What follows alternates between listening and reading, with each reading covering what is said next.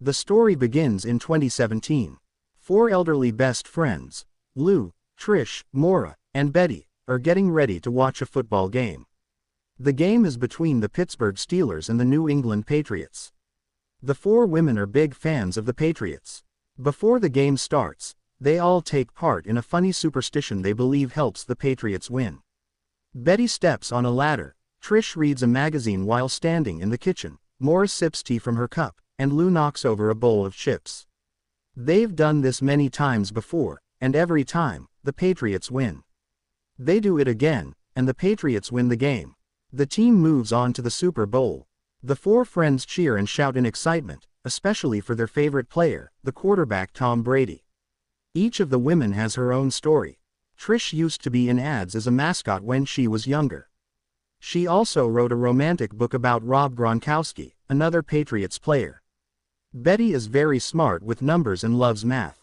She is married to a forgetful man named Mark. Maura's husband passed away, so she moved into a retirement home, even though her husband had left their house to her.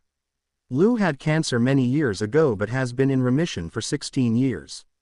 One day, the women are listening to their favorite Patriots radio show when they hear about a contest.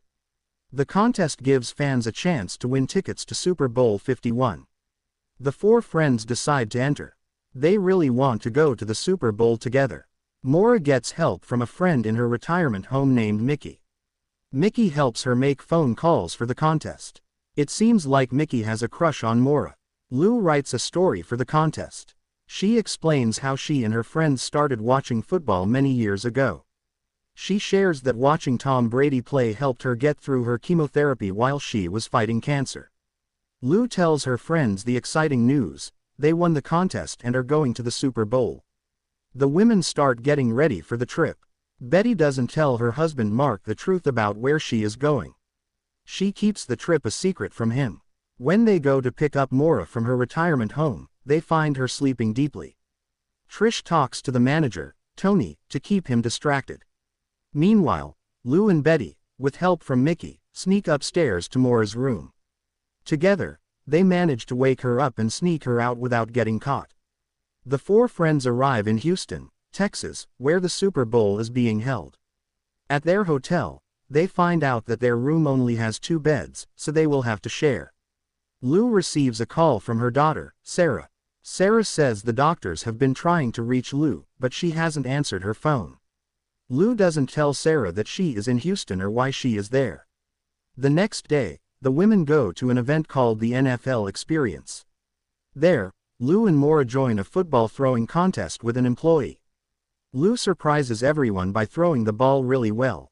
She wins several small bets with people watching. Trish gets on stage and reads a part of her romance story about Rob Gronkowski. A group of people gather and enjoy her reading. Trish meets a retired football player named Dan O'Callahan. He likes her and wants to get to know her better. Meanwhile, Betty goes to get something to eat. She walks into a hot wings eating contest hosted by celebrity chef Guy Fieri. Betty joins the contest and eats many hot wings with spicy sauces. Even though the wings get hotter and hotter, she keeps going and ends up winning the contest. Guy Fieri is impressed and invites all 4 women to join him for a barbecue meal. He also invites them to a big party happening later. That night, the ladies attend the party with Dan's help. Outside, Betty meets a young woman, who gives her, Lou, and Maura some gummies, unaware that they're infused with weed. Soon after, Betty realizes she left their Super Bowl tickets in her fanny pack, which she innocently refers to as her strap-on, at the wings contest earlier.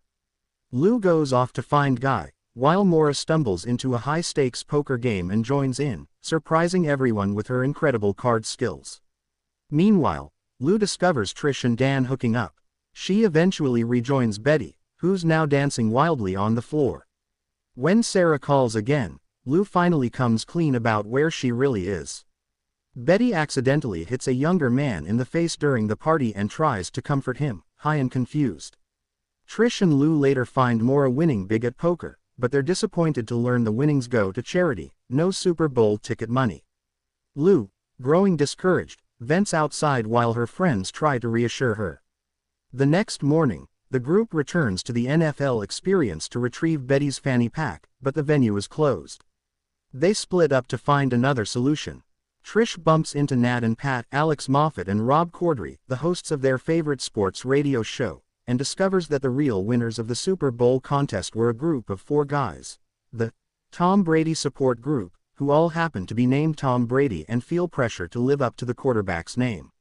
Meanwhile, Maura tries to buy tickets from a scalper, but his price is outrageous.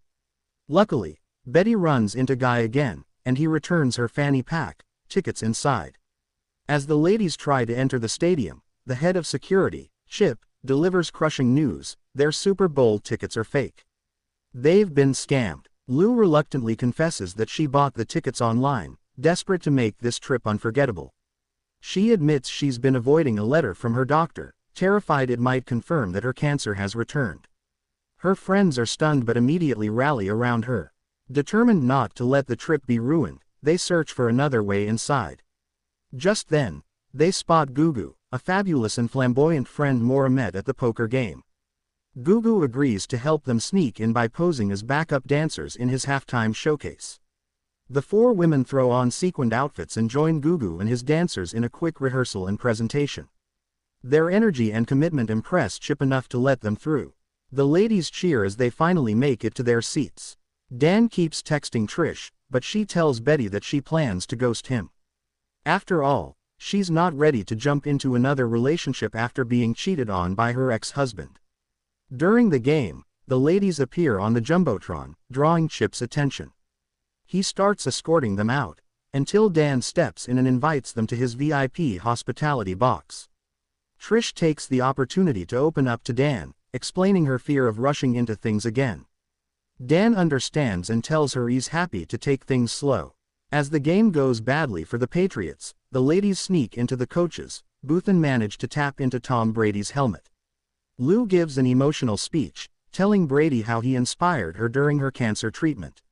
Motivated by her words, Brady rallies his team, and the Patriots make a dramatic comeback to win the Super Bowl. After the victory, Maura reveals she made a bet with a wealthy man who doubted the Pats, winning a nice sum of money.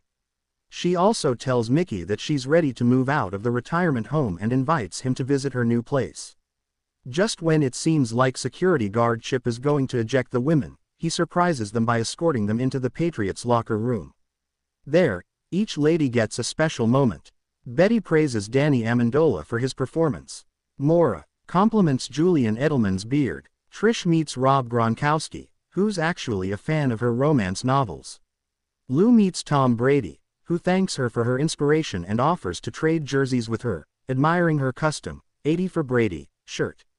In a flash forward to 2020, the 4 friends, Betty, Trish, Maura, and now Sarah, gather again to watch another Super Bowl. As they begin their pregame celebration, Trish starts a heartfelt toast that suggests Lou has passed away. But to everyone's surprise and joy, Lou arrives, alive and well, ready to cheer on the Patriots once again. In a touching final scene, the women sit together on the beach with Tom Brady himself. Maura playfully asks if he's considered retirement. Brady smiles and replies, "It's hard to think about retiring when you've still got it." The ladies enthusiastically agree. As the credits begin, a message reveals that the film was inspired by a true story. A photo of the real-life group of 4 best friends, who shared a deep love for football and Tom Brady, is shown, honoring their remarkable bond. Thank you so much for watching this video. Don't forget to like, share and subscribe to our channel.